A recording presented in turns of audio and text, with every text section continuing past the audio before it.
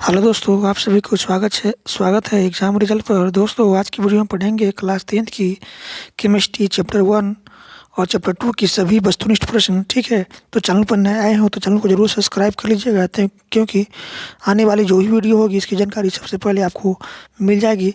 तो आज होगी क्लास 10th की केमिस्ट्री का चैप्टर 1 और चैप्टर 2, और इसमें जितने भी वस्तुनिष्ठ प्रश्न दिया हुआ है सही वस्तुनिष्ठ प्रश्न को आज हम एक वीडियो में समाप्त कर देंगे। ठीक है, तो चैनल को जरूर सब्सक्राइब कर लीजिएगा। चलिए शुरुआत करते हैं।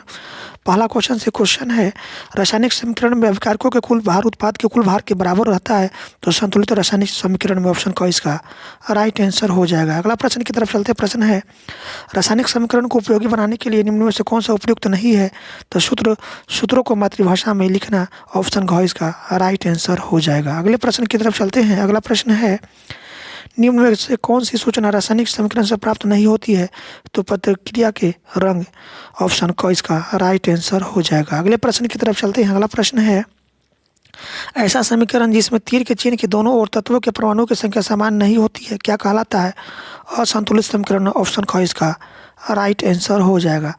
अगले प्रश्न की तरफ चलते हैं। अगला प्रश्न है, जब किसी अपक्रिया के समय किसी पदार्थ में ऑक्सीजन की वृद्धि होती है तो निम्नलिखित में से क्या कहा जाता है? तो उपचयन कहलाता है। ऑप्शन क इसका राइट आंसर हो जाएगा। अगले प्रश्न की तरफ चलते हैं। अगला प्रश्न है, ग्लूकोज का रासायनिक सूत्र निम्नलिखित में से कौन है? तो C6H12O6 यह ग्लूकोज का रासायनिक सूत्र होता है। ऑप्शन क इसका राइट आंसर हो जाएगा।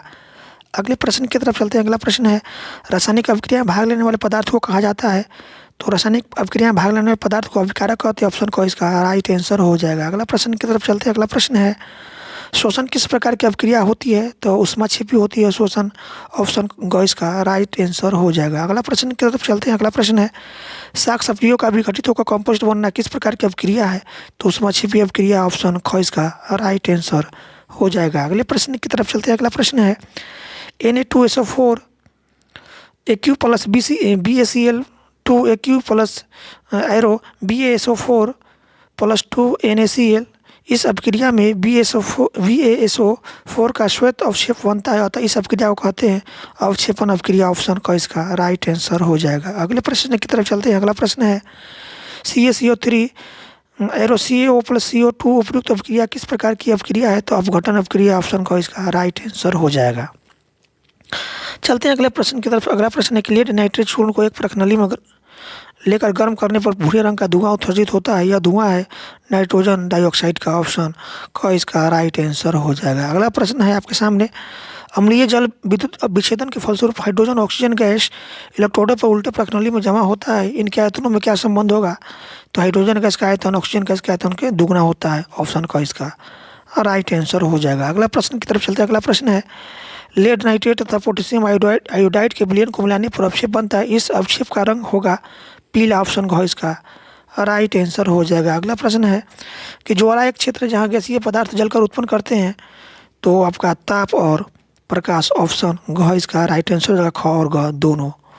अगले प्रश्न की तरफ चलते हैं। अगला प्रश्न है कि CNG के कौन सा अवयव है? तो CNG का अवयव है मीथेन, इथेन, प्रोपेन, ये सभी CNG का अवयव होता है। ऑप्शन घ इसका राइट आंसर हो जाएगा। अगले प्रश्न की तरफ चलते हैं। अगला प्रश्न है, LPG का प्रमुख घटक कौन सा है? तो LPG का प्रमुख घटक प्रोपेन 57% और ब्यूटेन 41% होता है। ऑप्शन का इसका राइट आंसर हो जाएगा। अगले प्रश्न की तरफ चलते हैं। अगला प्रश्न है कि LPG से गैस रिसाव का पता किससे लगता है? तो एथिल मार्केप्टेन मिलाया रहता है LPG गैस में, जिससे क्या है गैस रिसाव का पता चलता है एथिल मार्केप्टेन मिलाने से। ऑप्शन ख इसका राइट आंसर हो जाएगा, एथिल मार्केप्टेन।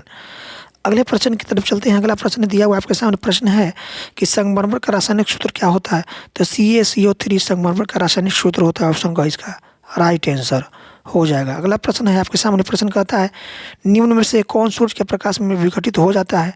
तो AgBr जो होता है सूर्य के प्रकाश में विघटित हो जाता है। ऑप्शन का इसका राइट आंसर हो जाएगा। अगले प्रश्न की तरफ चलते हैं। अगला प्रश्न है, रासायनिक अभिक्रिया CuO plus H2 arrow Cu plus H2O में H2 का क्या होता है?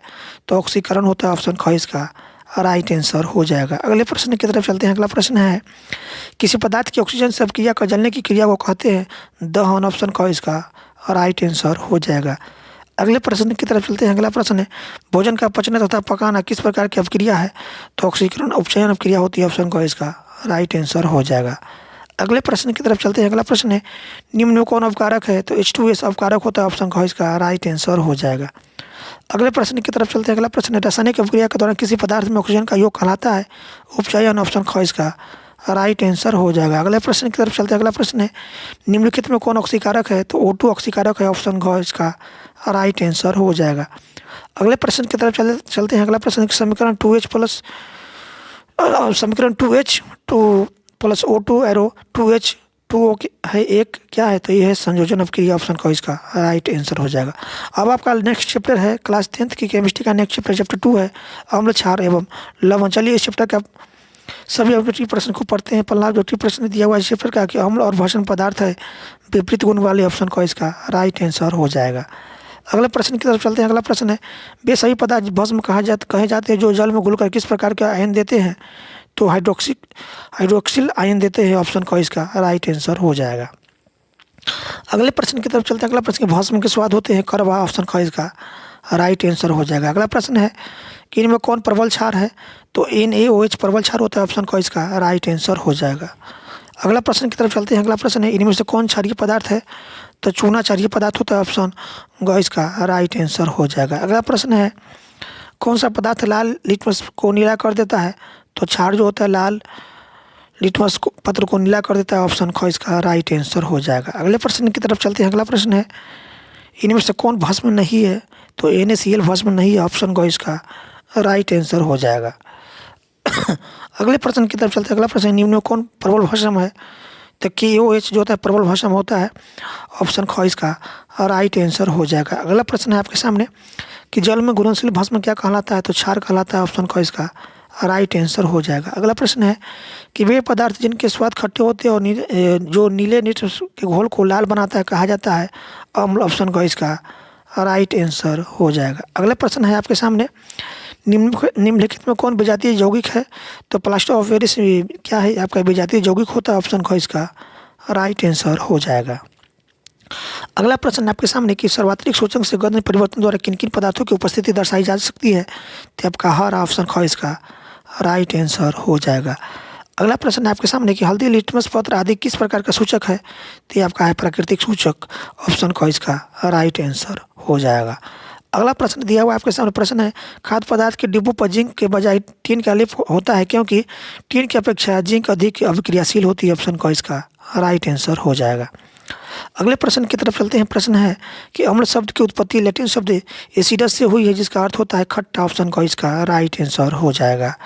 अगले प्रश्न की तरफ चलते हैं। प्रश्न है हल्दी का रस घरेलू सूचक है जिसका रंग पीला होता है, इस सूचक को किस विलयन की पहचान के लिए की जा सकती है? तो ये आपका है क्षारीय, ऑप्शन ग इसका राइट आंसर हो जाएगा। अगला प्रश्न दिया हुआ है कि चुकंदर का रस बैंगनी रंग का घरेलू सूचक है, क्षारीय विलयन में इसका रंग कैसा होता है? तो पीला होता है, ऑप्शन ख इसका राइट आंसर हो जाएगा। अगला प्रश्न है आपके सामने इनमें कौन गंधीय सूचक है? तो चीनी गंधीय सूचक होता है, ऑप्शन क इसका राइट आंसर हो जाएगा। अगला प्रश्न है आपके सामने प्रश्न है कि इनमें कौन गंधीय सूचक है? तो लौंग का तेल गंधीय सूचक होता है, ऑप्शन ख इसका राइट आंसर हो जाएगा। अगला प्रश्न है आपके सामने कि अगर चूना जल में अत्यधिक CO2 गैस प्रवाहित की जाती है तो दूधिया रंग किस रंग में परिवर्तित हो जाता है? तो श्वेत रंग में, ऑप्शन क इसका राइट आंसर हो जाएगा। अगला प्रश्न है इनमें से कौन गैस चूने के पानी को दूधिया कर देता है? तो CO2 गैस, ऑप्शन क इसका राइट आंसर हो जाएगा। अगला प्रश्न है आपके सामने प्रश्न कहता है इनमें से कौन सी धातु अम्ल और क्षार दोनों से अभिक्रिया करती है? तो जेडेन जिंक जो होता है ना धातु अम्ल जो है अम्ल और क्षार दोनों से अभिक्रिया करती है, ऑप्शन ख इसका राइट आंसर हो जाएगा। अगला प्रश्न है आपके सामने प्रश्न कहता है इनमें से कौन अकार्बनिक अम्ल है? तो H2SO4 HCl HNO3 ये सभी अकार्बनिक अम्ल होता है और इनमें से सभी इसका राइट आंसर हो जाएगा, ऑप्शन घ। चलते हैं अगले प्रश्न की तरफ। प्रश्न कहता है इनमें से कौन दुर्बल अम्ल है? तो ऑक्जेलिक अम्ल जो होता है यह दुर्बल अम्ल होता है, ठीक है, ऑक्जेलिक अम्ल, ठीक है, ऑप्शन ग इसका राइट आंसर हो जाएगा।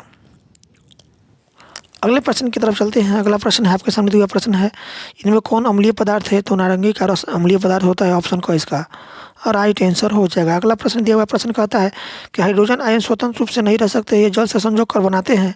तो हाइड्रोनियम आयन बनाता है H3O बनाता है, ऑप्शन ख इसका राइट आंसर हो जाएगा। अगले प्रश्न की तरफ चलते हैं। अगला प्रश्न दिया हुआ है कि सोडियम क्लोराइड के जलीय विलयन की विद्युत धारा प्रवाहित करने पर यह वियोजित होकर सोडियम हाइड्रोक्साइड बनाता है, तो इस प्रक्रिया को कहा जाता है क्लोर क्षार प्रक्रिया, ऑप्शन ख इसका राइट आंसर हो जाएगा। अगले प्रश्न की तरफ चलते हैं। अगला प्रश्न है कि अम्ल का पीएच मान होता है, तो अम्ल का पीएच मान 7 से कम होता है, ऑप्शन क इसका राइट आंसर हो जाएगा। अगले प्रश्न की तरफ चलते हैं। अगला प्रश्न है कि धोने का सोडा का आणविक सूत्र होता है, तो Na2CO3 इंटू TnH2O धोने का सोडा का आणविक सूत्र होता है। अगले प्रश्न की तरफ चलते हैं। अगला प्रश्न है कि मधुमक्खी का डंक एक अम्ल छोड़ता है जिसके कारण दर्द एवं जलन का अनुभव होता है, तो ये कौन सा अम्ल होता है? ये होता है आपका मेथोनोइक अम्ल। ठीक है, ऑप्शन क इसका राइट आंसर हो जाएगा। अगले प्रश्न की तरफ चलते हैं। अगला प्रश्न है कि निम्नलिखित में से पीएच का कौन सा क्षारक विलयन का मान देता है? तो आपका है और 13 जो है ना, 13 जब होगा तो ये क्षार होगा। ठीक है, ऑप्शन क इसका राइट आंसर हो जाएगा। 7 से ऊपर जो होता है ना वो क्षार होता है, 7 से नीचे अम्ल होता है। ठीक है, और सोडियम हाइड्रोक्साइड का पीएच मान लगभग है, तो सोडियम हाइड्रोक्साइड का पीएच मान लगभग होता है 13। ठीक है, क्षार होता है। अगले प्रश्न की तरफ चलते हैं। अगला प्रश्न है कि जठर रस का पीएच लगभग होता है, तो 1.2 होता है जठर रस का पीएच। ठीक है, ऑप्शन का इसका राइट आंसर हो जाएगा। अगला प्रश्न है आपके सामने कि लिटमस विलियन बैंगनी रंग का रंजक होता है जो निकाला जाता है आपका लाइकेन के पौधे से, ऑप्शन ख इसका राइट आंसर हो जाएगा। अगले प्रश्न की तरफ चलते हैं। अगला प्रश्न है कि जल में अम्ल मिलाने पर हाइड्रोजन आयन की मात्रा में क्या परिवर्तन होता है? तो बढ़ती है, ऑप्शन ख इसका राइट आंसर हो जाएगा। अगले प्रश्न की तरफ चलते हैं। अगला प्रश्न है कि जल में अम्लीय क्षारकीय विलयन चलन करते हैं विद्युत का, ऑप्शन क इसका राइट आंसर हो जाएगा। अगला प्रश्न दिया हुआ प्रश्न कहता है इनमें कौन प्रबल अम्लीय है? तो पीएच बराबर 0 यह प्रबल अम्लीय होता है, ऑप्शन क इसका राइट आंसर हो जाएगा। अगला प्रश्न दिया हुआ प्रश्न कहता है कि एक छात्र जांच प्रणाली में लिए गए सोडियम बाइकार्बोनेट के तनु विलयन में सार्वभौम सूचक की कुछ बूंदे मिलाता है, तो निम्नलिखित में कौन सा रंग दिखेगा? तो हरा रंग दिखेगा, ऑप्शन क इसका राइट आंसर हो जाएगा। अगले प्रश्न की तरफ चलते हैं। प्रश्न कहता है कि लवण Na2CO3 का जलीय विलयन का पीएच है, तो 7 से अधिक होता है, ऑप्शन ख इसका राइट आंसर हो जाएगा। अगला प्रश्न है कि शुद्ध जल का पीएच मान होता है 7, ऑप्शन ख इसका राइट आंसर हो जाएगा। अगला प्रश्न दिया हुआ प्रश्न कहता है हमारा शरीर का पीएच का मान होता है 7 से 7.8, ऑप्शन ख इसका राइट आंसर हो जाएगा। अगला प्रश्न है नींबू के रस का पीएच मान लगभग होता है 2.2, ऑप्शन ख इसका राइट आंसर हो जाएगा। अगला प्रश्न है कि सोडियम कार्बोनेट के जलीय घोल में मिथाइल ऑरेंज का घोल मिलाने पर घोल का रंग परिवर्तित होकर गैस हो जाता है, पीला रंग का, ऑप्शन क इसका राइट आंसर हो जाएगा। अगला प्रश्न है कि दांतों को साफ करने के लिए दंत मंजन प्रायः होता है क्षारीय, ऑप्शन क इसका राइट आंसर हो जाएगा। अगला प्रश्न है कि अम्लीय वर्षा के लिए पीएच मान क्या है? तो 5.6 से कम होता है अम्लीय वर्षा का पीएच मान, ऑप्शन क इसका राइट आंसर हो जाएगा। अगला प्रश्न है 1 बिलियन जिसका पीएच 0 होता है, 1 बिलियन जिसका पीएच 0 से 7 के बीच होता है वह है आपका अम्लीय, ऑप्शन ग इसका राइट आंसर हो जाएगा। अगला प्रश्न है आपके सामने दिया हुआ प्रश्न कहता है वह बिलियन जिसका पीएच मान 7 से 14 तक है वह है आपका क्षारीय, ऑप्शन क इसका राइट आंसर हो जाएगा। अगला प्रश्न है कि टार्टरिक अम्ल निम्नलिखित में से किस में पाया जाता है? तो इमली में टार्टरिक अम्ल पाया जाता है, ऑप्शन घ इसका राइट आंसर हो जाएगा। अगला प्रश्न दिया हुआ प्रश्न कहता है कि जिप्सम का रासायनिक सूत्र होता है, तो CaSO4 इंटू 2H2O जिप्सम का रासायनिक सूत्र होता है। ठीक है, ऑप्शन ख इसका राइट आंसर हो जाएगा। अगला प्रश्न दिया हुआ प्रश्न कहता है निम्नलिखित में से किसके कारण अम्ल वर्षा होती है? तो SO2 के कारण अम्ल वर्षा होती है, ऑप्शन ख इसका राइट आंसर हो जाएगा। अगला प्रश्न है कि एक घोल नीले निट्रिशन पदार्थ को लाल कर देता है, घोल का पीएच मान क्या हो सकता है? तो 2, ऑप्शन क इसका राइट आंसर हो जाएगा। अगला प्रश्न है अम्ल और भस्म आपस में अभिक्रिया कर बनाता है लवण, ऑप्शन ख इसका राइट आंसर हो जाएगा। अगला प्रश्न है कि व्यंजक चूर्ण का रासायनिक सूत्र है CaOCl का होल टू व्यंजक चूर्ण का रासायनिक सूत्र होता है, ऑप्शन ख इसका राइट आंसर हो जाएगा। अगला प्रश्न है कि निम्नलिखित में कौन सा बुझा हुआ चूना है? तो CaOH का होल टू बुझा हुआ चूना होता है, ऑप्शन ख इसका राइट आंसर हो जाएगा। अगला प्रश्न है कि निम्नलिखित में कौन सही है? तो Na2CO3 इंटू 2NH2O ये क्या है? सही है। अगले प्रश्न की तरफ चलते हैं। अगला प्रश्न है कि बेकिंग सोडा का रासायनिक सूत्र क्या होता है? तो NaHCO3 बेकिंग सोडा का रासायनिक सूत्र होता है।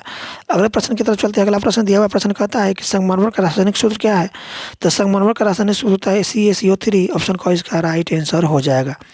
अगला प्रश्न है कि नीला थोथा जिसको तुतिया कहते हैं, नीला थोथा का रासायनिक सूत्र क्या होता है? तो CuSO4 इंटू 5H2O ये क्या है आपका नीला थोथा का रासायनिक सूत्र होता है। अगला प्रश्न की तरफ चलते हैं। अगला प्रश्न है चीनी का रासायनिक सूत्र क्या है? तो चीनी का रासायनिक सूत्र C12H22O11।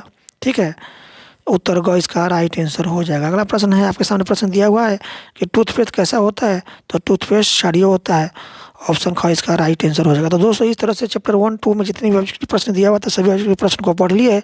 अगले चैप्टर की ऑब्जेक्टिव प्रश्न पढ़ने के लिए चैनल को जरूर सब्सक्राइब कर लीजिए। वीडियो अच्छी लगे तो वीडियो को अपने दोस्तों में जरूर शेयर कीजिएगा। फिर मिलते हैं अगले चैप्टर के साथ। वीडियो देखने के लिए बहुत बहुत धन्यवाद।